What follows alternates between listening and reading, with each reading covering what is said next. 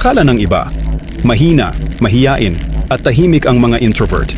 Pero ang hindi nila alam, introverts hold one of the most dangerous mental powers sa mundo, ayon sa dark psychology. Una sa lahat, tahimik sila, pero sobrang observant. Habang abala ang iba kakadaldal, ang introvert, nanonood, nag-o-observe, at nagbabasa ng kilos ng tao.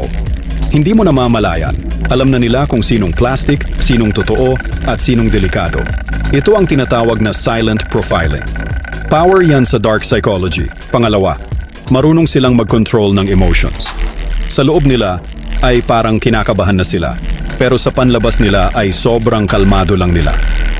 Ito ang tinatawag na emotional masking.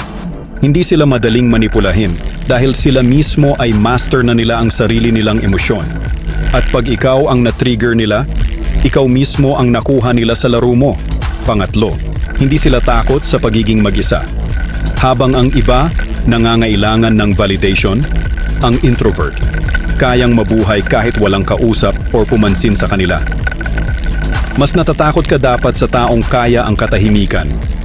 Kasi sila yung may lakas ng loob na mag-isip ng malalim, magplano ng malupit, at mag-strategize ng hindi mo nahahalata. Pang-apat, marunong silang makinig. Sa bawat kwento mo, may tinatandaan sila. Hindi lang basta chismis, kundi pattern ng behavior mo. Introverts can use your own words against you, kung gugustuhin nila. That's manipulation in silence. At yun ang pinaka-dangerous. Kaya, next time na may makita kang tahimik lang sa gilid, huwag mo silang maliitin. Because behind that silence is a mind that's always watching, always thinking, and always ready.